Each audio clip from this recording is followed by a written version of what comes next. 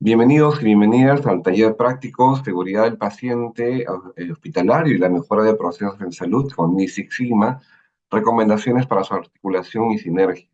Mi nombre es Luis Asmat y los voy a acompañar en estas sesiones, tanto asincrónica como sincrónica, en la cual desarrollaremos tanto los aspectos clave, conceptuales, como su aplicación práctica a través de unos ejercicios. Como primer punto, vamos a hablar sobre el Lean y Six Sigma, los beneficios de su aplicación respecto a la mejora de procesos en salud, algunos aspectos conceptuales claves y su aplicación al entorno sanitario.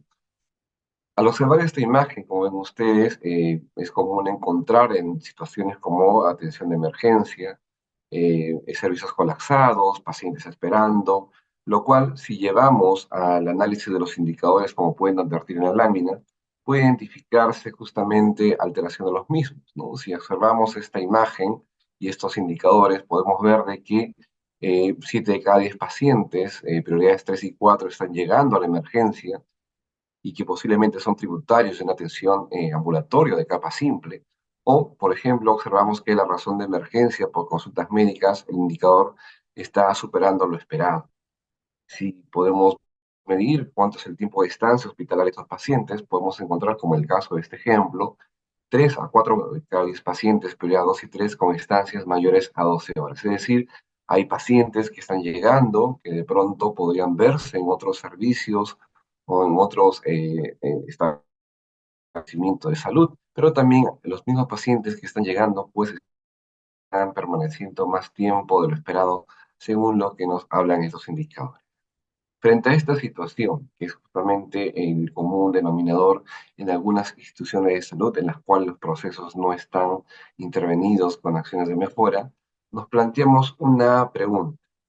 ¿Qué alternativa de solución es la más frecuente encontrar en los planes de trabajo? Justamente frente a esta situación, muchas veces las instituciones de salud desarrollan planes de trabajo.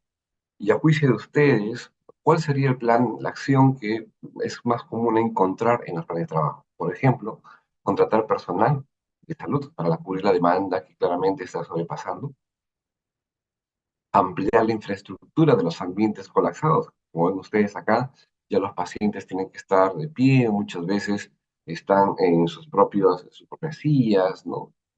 ¿Sería esa la alternativa? O contratar servicios para derivar la demanda no atendida, porque claramente aquí hay pacientes que no se los puede atender y se les está postergando su atención. O revisar el proceso y conocer el comportamiento y características de la demanda que acude. Es decir, conocer qué es lo que está ocurriendo en este proceso y quiénes son los que están llegando. Entonces, a su juicio de ustedes, ¿qué alternativa de solución es la más frecuente encontrar en los planes de trabajo? Tomémonos unos minutos para poder analizar esas alternativas.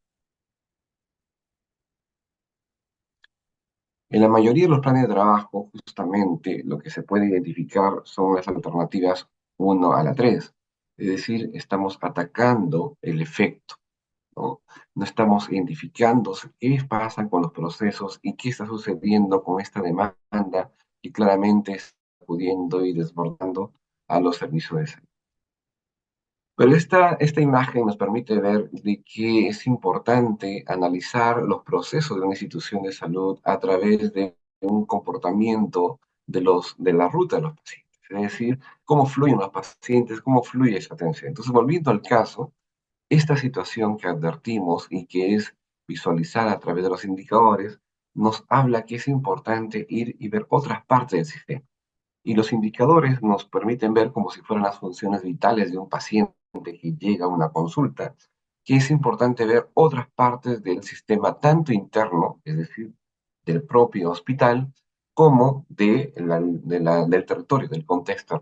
Entonces, eso nos puede llevar a ver procesos como la atención en consulta externa en el propio hospital, en donde también podemos revisar indicadores, como es el caso de la utilización de consultorios en el cual claramente en la revisión de este indicador podemos advertir que hay una subutilización de los mismos.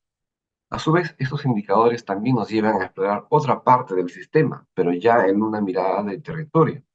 Y ahí podemos revisar indicadores en el caso del primer nivel de atención, en donde nos pueden ir advirtiendo el comportamiento de los indicadores que el primer nivel de atención de pronto no está conteniendo y por ello los pacientes están llegando de capa simple o de diagnósticos que pueden ser manejados en un primer nivel de atención a la emergencia de un hospital de alta complejidad, como es el caso de este ejemplo. Pero sí también podemos advertir que hay pacientes que están llegando, que no deberían llegar, que deberían verse en otras áreas del hospital o del territorio, en otros establecimientos de salud, también los propios pacientes que están dentro de la emergencia no están avanzando. Como sabemos, el estándar, el indicador nos habla que los pacientes tienen que tener una permanencia no superando las 12 horas. Sin embargo, hemos encontrado pacientes, en este caso, que están por encima de este tiempo estándar.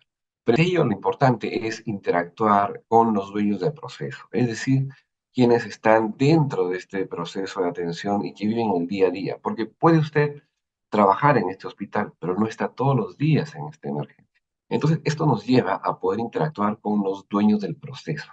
En este caso, el jefe de emergencia, el jefe médico, la jefa de enfermeras nos van a dar información por qué los pacientes que están ya en estancia, en observación, están permaneciendo más de 12 horas. Y ahí pueden surgir respuestas como que los pacientes están esperando medicamentos.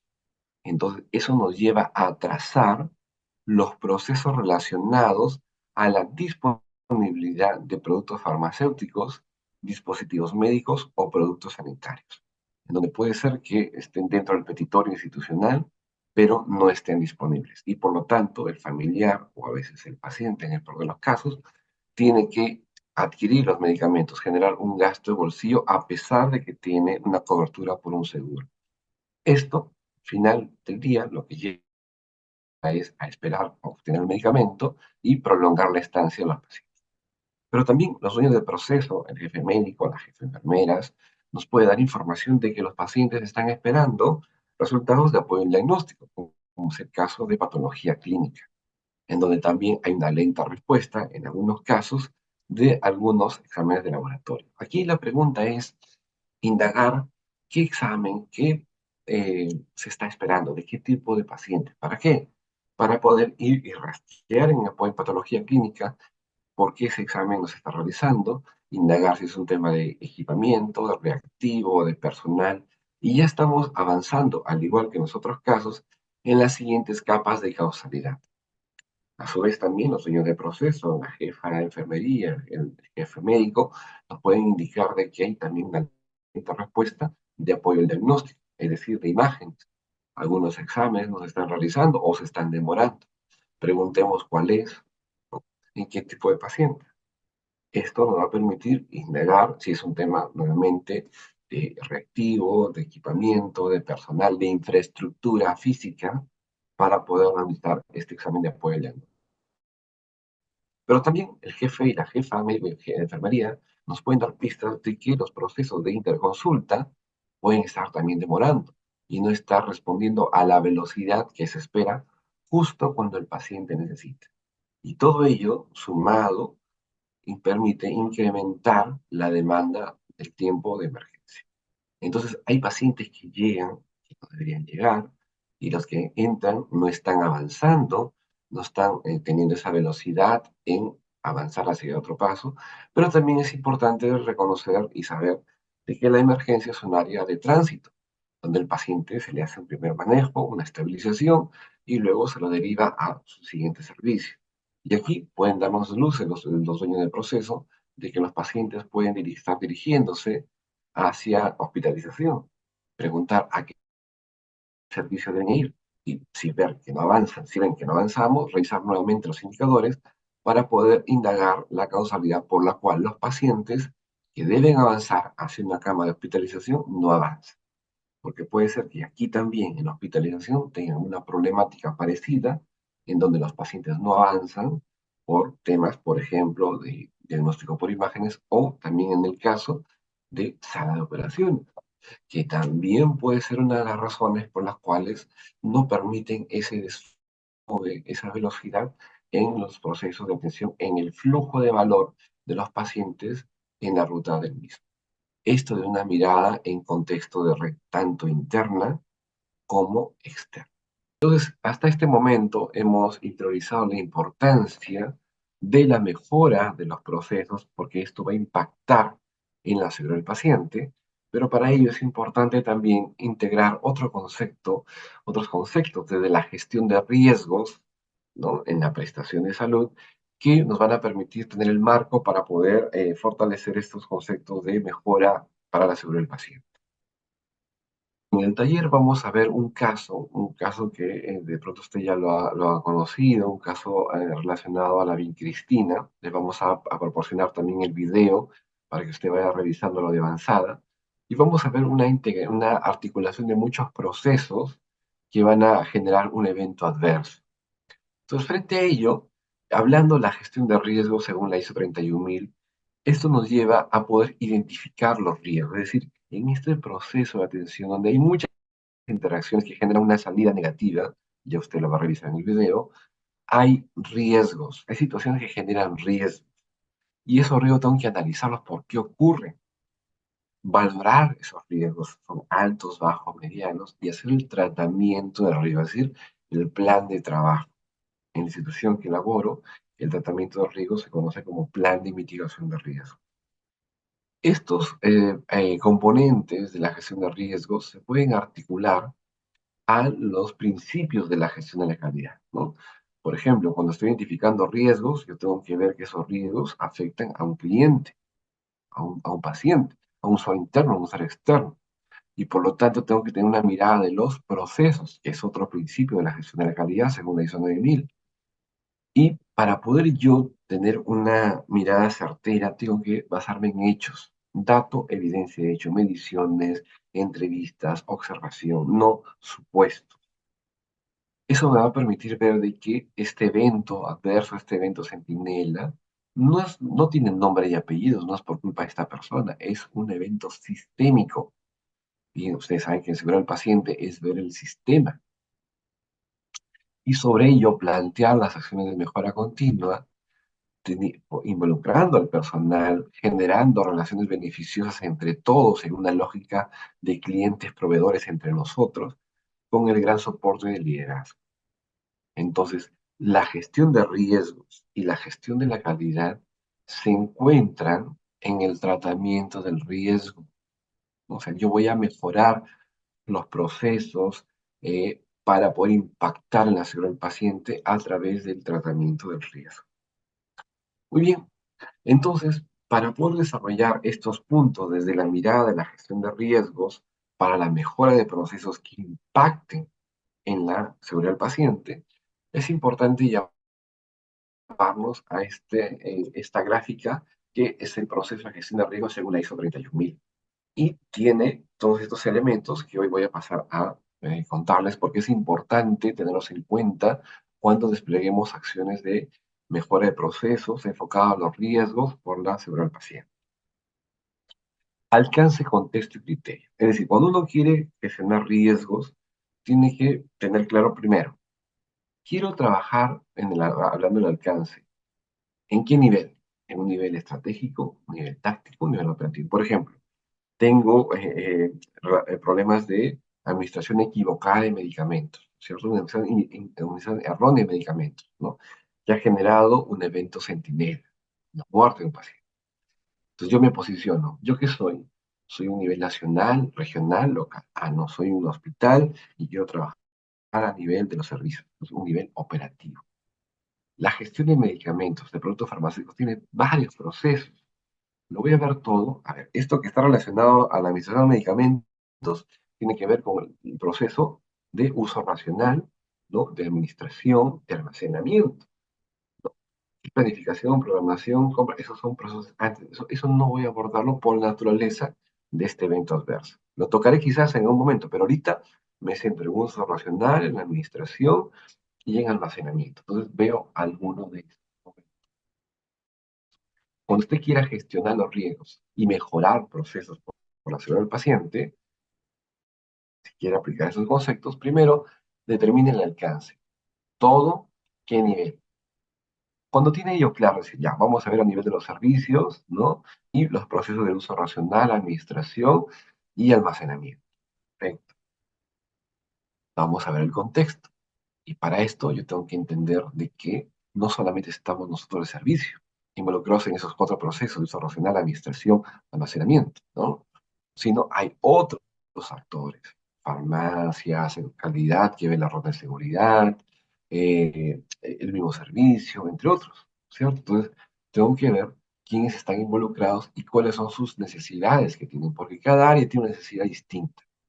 Y yo no voy a empezar de foja cero, yo tengo antecedentes, ¿no? Tengo que preguntarme, ¿y la gestión de medicamentos, de uso racional, de almacenamiento, administración, cómo se maneja? ¿Qué fortalezas tiene? ¿Qué debilidades tiene? ¿Cuáles son las oportunidades, las amenazas de ello? Un FODA, por ejemplo. Si tengo que comprender ese entorno.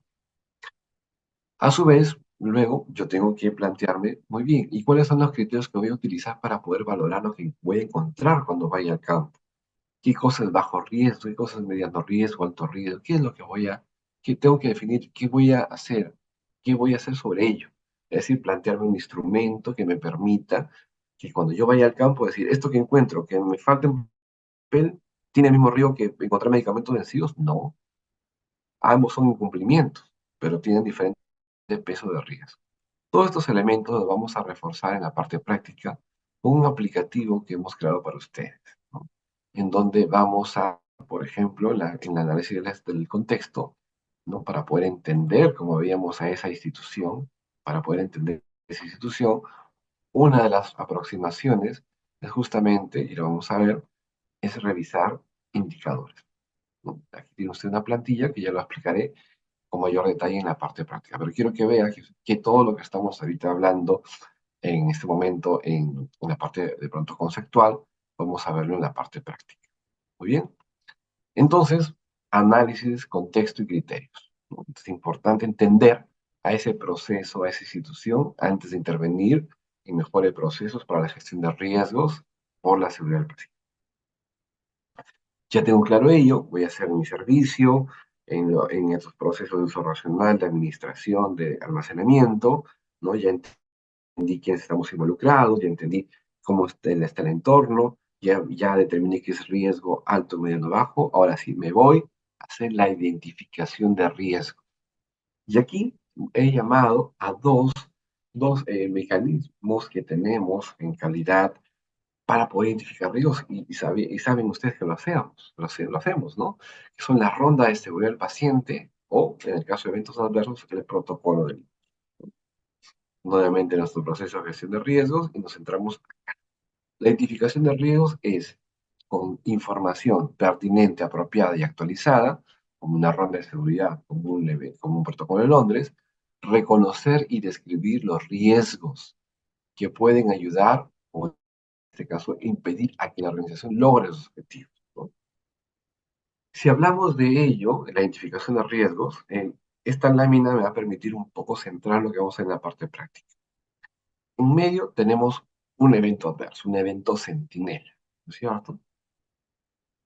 Ya ocurrió, pero si yo quiero prevenir, yo tengo que realizar acciones antes que ocurra el riesgo, o sea, que ocurra este daño. Y ahí lo llamamos gestión del riesgo proactivo. ¿Qué tenemos ahí? ¿No? Una situación de analizar justamente barreras. Pero si ya ocurrió el evento, entonces hacemos una gestión del riesgo reactivo. Entonces, el punto que trazan ambos campos es la presencia de un evento adverso. Antes que ocurra el riesgo, yo hago un análisis de barreras, ¿no? Identifico fallas en las barreras, en las buenas prácticas, ¿no? Por ejemplo, y esto lo conocemos, la ronda de seguridad del paciente, ¿no? En la ronda de seguridad del paciente podemos verificar, identificar riesgos que fracturan estas barreras de seguridad, esas buenas prácticas, que si no las identificamos ahora pueden desencadenar más adelante un evento. Pero cuando ya ocurrió el evento adverso, entonces aplicamos, ¿no? Una mirada sistémica, como es el caso del protocolo de Londres. Entonces, eso tenerlo claro. Y esto lo vamos a reforzar también en la parte práctica del aplicativo que se les ha brindado, en la identificación de riesgo. Entonces, vamos a ver ejemplos desde un enfoque preventivo, ¿no? Vamos a aplicar algunos conceptos de la ronda de seguridad, ¿no? Y del caso que vamos a revisar. Y para el caso de enfoque reactivo, el protocolo de Londres, con el casito que vamos a ver, analizando dos acciones inseguras. ¿sí? Muy bien. Entonces, miren cómo podemos identificar riesgos en la prestación de servicios de salud para hacer mejora de procesos que impacten la seguridad del paciente, articulando estos conceptos que estamos conociendo. Para identificar, analizar, identificación ya lo tenemos con la ronda, pero para analizar y evaluar los riesgos, nos puede ayudar una herramienta de calidad, la herramienta que también llamamos el Lean Six Sigma, el ANFE, el análisis modal de fallas y efectos. Realmente, nuestro proceso de riesgo, nos centramos acá, en el análisis del riesgo, que es entender por qué ocurrió ese problema que genera un riesgo. O sea, en la ronda de seguridad hemos encontrado tal falla, ¿cierto? Almacenamiento incorrecto, almacenamiento de medicamentos LASA juntos, ¿no? Medicamentos de alto riesgo en los servicios. ¿Por qué está ocurriendo ello? ¿Por qué esa falla latente está presente ahí? Hay que preguntarnos por qué ocurre y valorar su riesgo, ¿no? Es decir, esto que estamos encontrando es de alto riesgo, no el medicamento, sino la situación. Es de alto, mediano, bajo riesgo. Y para ello, el ANFE nos va a ayudar. Ya con la ronda de seguridad, ya con el protocolo de Londres, ya tenemos insumos y vamos a aplicar, por ejemplo, les pongo en consideración el ANFE. El ANFE, que está en esta guía técnica de nuestro Ministerio de Salud, es una herramienta, voy a resumir lo que está acá, una herramienta que nos permite identificar las fallas, los modos de fallo en el proceso, lo que ha fallado o puede fallar, ¿no? E identificar justamente el nivel de riesgo y sobre ello hacer acciones. Esta herramienta tampoco nació en salud, nació en la industria aeronáutica, ¿no? Y que se ha adaptado al entorno salud. El ANFE nos va a permitir identificar los riesgos, pero desde una mirada de proceso. O sea, a ver, en el proceso de almacenamiento, ¿qué falló?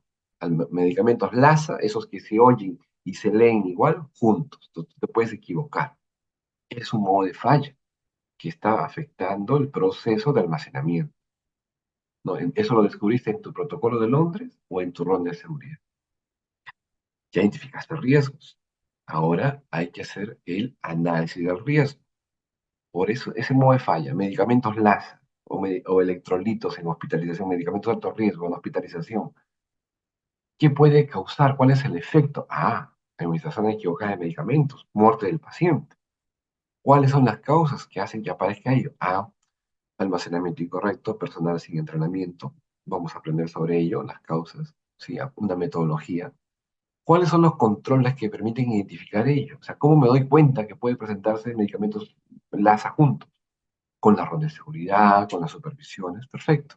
Entonces yo en el análisis yo planteo el efecto que puede generar este modo de fallo, este medicamento mal almacenado, cuáles son las causas que pueden hacer que aparezca ello y cuáles son los controles que me permiten detectar esta situación. Frente a ello, yo hago la valoración del riesgo. Es decir, le doy un peso, que también lo vamos a aprender, ¿no? En la parte práctica. Y según ello, yo hago el puntaje nivel de exposición. En resumen, un ANFE nos lleva a poder detectar en los procesos modos de fallos en los procesos, identificar su efecto, o sea, qué va a generar, darle una puntuación a ese efecto, preguntarnos cuál es la causalidad por la cual se presentan estos elementos, darle un puntaje a esa causalidad que tanto se presentan, cuáles son los controles que tenemos para identificar esos modos de fallo y qué tan potentes son esos controles. Y sobre ello, identificamos un puntaje y lo llevamos a esa matriz de riesgo y calificamos si es alto, mediano, bajo. Entonces, estos elementos de modos de fallo ya lo identificamos en dónde. Por ejemplo, en la ronda de seguridad, en el protocolo de Londres. Todo esto también lo vamos a fortalecer en el taller cuando hagamos el análisis y valoración, el ANF. Describiendo los modos de fallo y para la valoración también tenemos una escala. Entonces miren cómo estamos integrando la gestión de riesgos y la gestión de la calidad desde el frente de la mejora de procesos, en este caso con Lean Six Sigma. Finalmente, el tratamiento de riesgo. Y aquí en el tratamiento de riesgo es decir, vamos a hacer ya el plan de mejora, ¿no? Vamos a aprender una una técnica que nos va a permitir implementar acciones para poder mitigar el riesgo, ¿no? Eh, Dentro de la gestión de riesgo, uno puede asumir el riesgo y decir, ya, ok, bueno, está pasando, no hago nada. Eso no buscamos. Buscamos o bien mitigar, es decir, esto sí depende de mí, lo voy a intervenir. O decir, esto no depende de mí, depende de otra institución, transfiero el riesgo. Pero ambas acciones es el tratamiento del riesgo. Y aquí vamos a llamar a uno de los pilares de la casa Toyota, de justo esta filosofía Lean, que se llama Jidoka. Jidoka Jidoka era una máquina que se creó en Toyota. Toyota no empezó haciendo automóviles, empezó haciendo telares. Y Jidoka era una máquina que lo que hacía era detenerse cuando encontraba, cuando el telar que pasaba por esta máquina se rompía. Entonces, el hilo roto, la máquina se detenía, ¿no? Y lo que hacía era parar y notificar una normalidad. Y la máquina no lo va a solucionar. ¿Quién tiene que llegar y analizar qué pasa ahí? Las personas. Entonces separaba el trabajo de las máquinas del trabajo humano. Entonces, Jidoka, en otras palabras, es detectar el error, detener el proceso y analizar para que ese error y lo roto no avance en el proceso y se convierta en un defecto. En nosotros es identificar un incidente de seguridad, ¿no? Un cuasi error, detenerlo antes que se convierta en un evento adverso o un evento sensitivo. Miren cómo los conceptos de la manufactura es venta se pueden trasladar con la debida adopción y adaptación al entorno. Porque hay condiciones que generan errores. O sea, no somos máquinas, ¿no? Eh, si nosotros entendemos cómo se generan los errores, podemos intervenirlos, ¿no? Y hay errores de comunicación en los equipos, ¿no? Los errores de comunicación se dan muchas veces en el traspaso de información, en entrega de guardia, ¿no? O cuando estoy en el centro quirúrgico y necesito un insumo, un medicamento y estoy con la mascarilla, no puedo hablar, entonces ahí no puede escuchar otra cosa el personal que está circulando o en el teléfono. Entonces, el error de comunicación es muy frecuente y eso puede generar errores, y eso sumarse a los aspectos negativos en el paciente. Pero también hay errores cognitivos. Y los errores cognitivos son errores de concepto, son por ejemplo, asumir que yo lo sé este tema, ¿no? Siempre ha pasado así, entonces debe ser esto, ¿no? Son atajos mentales. Y buscamos la información que corrobore lo que estoy pensando, ¿no? Y eso pasa mucho cuando hacemos manejos y no aplicamos las guías de práctica, ¿no? Ah, a todos les pido lo mismo, ¿no? Y no he analizado los signos, los síntomas, no los analizo en forma articulada, sino cada un síntoma por diferente lado. Entonces, eso también, esos errores cognitivos, esos atajos mentales, errores de pensamiento, también pueden generar problemas de sobre el paciente. Y los llamados condiciones de bandera roja. ¿Qué son condiciones de bandera roja? Son situaciones no del personal, sino del entorno. Muchas horas, usted tiene que devolver horas, está agotado, está fatigado, por ejemplo, múltiples llamadas, múltiples interrupciones, operaciones repetitivas, que llega un paciente y tienes que operar no, una pierna, ¿cuál será, la derecha o la izquierda? ¿No? Cuestiones de simetría, es decir, condiciones que es fuera del entorno del personal, pero que todo eso genera errores humanos. Entonces, si errar es humano, hay que crear procesos a prueba de los errores, o sea, que detecten el error y lo detengan. Y eso se llama calidad en la fuente. Calidad en la fuente eh, es que el mismo operario, o sea, el mismo circulante, la misma circulante, el mismo profesional, la misma persona que está por mandar ese requerimiento y hace, antes de hacer enter, se dé cuenta del error. Entonces, calidad en la fuente, ¿qué cosa es? Detectar el error, el operador, ¿no? Es decir, el operador, el médico, la enfermera, el personal administrativo que va a cargar ese expediente, él es el operador, él es la fuente de inspección, no su supervisor, no su jefe, no, ella. Él es la fuente de inspección que detecta errores antes que se convierta en un defecto, un expediente mal enviado, mal incompleto, un paciente sin identificación, un evento adverso. ¿No? Entonces, el operador, él es la fuente de inspección. Y esa persona tiene que inspeccionar el 100% de sus acciones, no una muestra. Es como hacer la lista de la cirugía segura, de la verificación de la cirugía segura. Yo no lo hago en una muestra, yo lo hago en el 100% y no lo hago, ¿cierto? Al final para llenar los tres momentos de los campos. No, no, lo hago en cada pausa quirúrgica. Entonces, el operador, él, él inspecciona al 100% y al detectar un error, le retroalimenta y le dice, oye, hay que avanzar, detenga el proceso, así como la máquina de Jidoka, detenga el proceso. Y esto se apoya utilizando protocolos o dispositivos Poka-Yoke. Es decir, el Poka-Yoke es un dispositivo, hoy vamos a ver, ¿no? Que le permite al operario, en todas las intervenciones que haga, identificar errores para detectar el proceso de corresponder y retroalimentar, ¿no? Eso es calidad en la fuente. Calidad en la fuente es que el operario, en todas las inspecciones, en todos los trabajos, inspeccione y utilizando Poka-Yoke tenga una retroalimentación para poder identificar el error, detenerlo, como la máquina Jidoka, detenerlo y analizar sus causas. Entonces el Poka-Yoke lo que hace es detener, recordarte cómo debe ser el proceso. Un Poka-Yoke lo tiene usted ahorita si está en una laptop, y es justamente donde se insertan en los dispositivos USB. Ese es un Poka-Yoke, porque tú quieres colocarlo como tú quieres el USB, pero hay una sola forma de hacerlo. Entonces, si tú lo quieres colocar o forzar, se va a malograr. Es un Poka-Yoke de contacto. Te detiene antes de que cometas un error y llegue al cliente. Y los Poka-Yoke hay dos tipos. Poka-Yokes, llamados métodos Poka-Yoke, que son las clásicas listas de verificación, o Poka-Yokes de contacto, no físicos, como el caso que acabo de mencionar del dispositivo USB. Veamos algunos ejemplos en salud que estoy seguro usted ya lo conoce. Por ejemplo, hablando de métodos Poka-Yoke, la lista de verificación de la cirugía, ¿no? Esto es un Poka-Yoke y es un Poka-Yoke que debe sumarse para cumplir calidad en la fuente. ¿Se acuerdan los cuatro conceptos? Entonces, no, o sea, el que usted tenga el Poka-Yoke no le asegura nada. Usted tiene que cumplir estos cuatro momentos. Es decir, identifica la calidad de la fuente, es decir, se hace en los tres momentos. Si se hace en los tres momentos, check. Muy bien. Se realiza en el 100% de cirugías, check. Al escribir algo, le retroalimenta, por ejemplo, vía aérea difícil, ok, sí, le retroalimenta, entonces usted detiene el proceso. Entonces, para que haya calidad en la fuente, tiene que ser el Poka-Yoke, pero con todos estos elementos. Que lo haga el que lo tiene que hacer, que lo haga en todos los momentos de su trabajo y que le retroalimente, ¿no? Hay un problema, se detiene el proceso.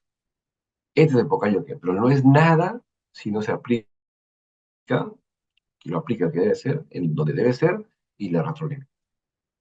Veamos otro tipo de Poka-Yoke de lista de verificación. Por ejemplo, este es un software, ¿no? Que ya está precargado, en donde el profesional cuando quiere recetar dos medicamentos, el mismo sistema le dice, cuidado, alerta, cambie de prescripción, porque la combinación de los mismos puede generar un daño. Esto de por sí, el aplicativo genial, hemos invertido, excelente, pero si no lo aplica al momento de la inspección, solamente da la receta y no lo aplica, y no lo hace en todas las prescripciones, y no le advierte nada, de nada sirve. Entonces, este es el Poka-Yoke.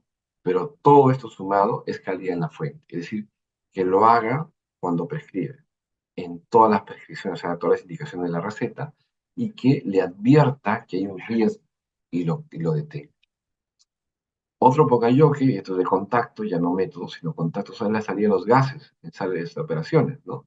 Usted quiere colocar por acá y no va a poder insertar porque ha sido configurado de tal manera, ¿no? Estos dispositivos para que encajen acá, como el dispositivo USB.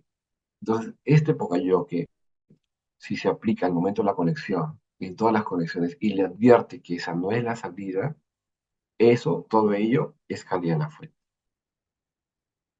Finalmente, esto es muy interesante, en donde podemos ver aquí está en blanco y negro, pero este es un medicamento de alto riesgo y se le ha puesto en una envoltura roja.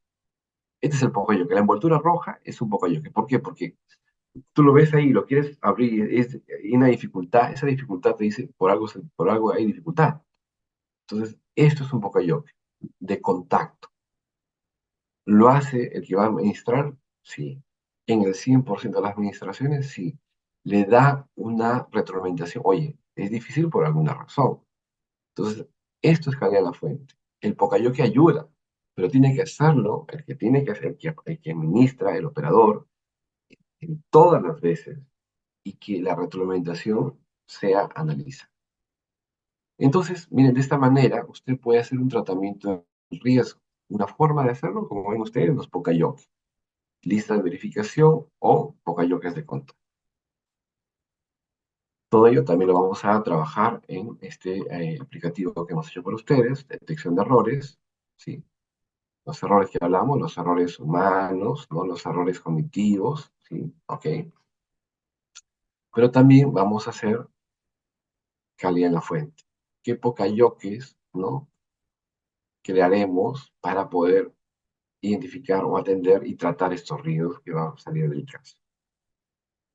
Pero todo esto, para que no esté suelto, es importante sistematizar. Y aquí, finalmente, Lin nos habla de una metodología de solución de problemas. Todo esto que hemos visto, para que no esté suelto, si bien el proceso de gestión de riesgo nos ha llevado de la mano, pero hay que tener un repositorio donde lo podemos documentar, ¿no? Hablando de gestión de riesgos, hablando de comunicación, seguimiento y registro en nuestro formato A3. El formato A3 sigue la lógica del ciclo de mejora continua. Este es un esquema del formato 3 que vamos a ver en clase, en el planificar, el hacer, el verificar y el actuar. Este formato 3, acá les presento un ejemplo, ¿no? Nos pregunta, ¿cuál es el problema que tiene? El problema ya lo identifiqué en el rol de seguridad, en el protocolo de Londres, ya tengo el problema. ¿Cómo están los procesos? ¿Cómo está la situación actual de esos procesos? Aunque he encontrado un medicamento vencido próximo a vencer, tengo que revisar los procesos de uso racional, de administración, de almacenamiento. Y cuando camino los procesos y y ahí en esa caminata identifico las mudas, yo puedo analizar por qué ocurre ese problema, ¿no? Utilizar, por ejemplo, el causa raíz. Analizo las causas. Estos elementos que encontré al mapear el proceso los traigo acá para poder explicar por qué ocurre ese problema. Y luego planteo situaciones, contramedidas. Algunas que apagarán el incendio, pero otras que atacarán las causas para que la situación no vuelva a repetirse. Y luego desplegaré un plan de trabajo sobre una receta, ¿no? Y le haré indicadores para poder ver si esa mejora que estoy elaborando por la seguridad del paciente está impactando. Esto también está dentro de su aplicativo, en donde ustedes tienen aquí la descripción que vamos a ver más en detalle en la clase y el formato donde pueden ustedes trabajar. Bien, entonces de esta manera ustedes van a tener todos los elementos para poder desarrollar un proceso de mejora en el marco de la salud del paciente. Dicho esto, nos encontramos en la sesión sincrónica para desarrollar el taller aplicativo con las herramientas que hemos preparado para usted. Muchas gracias.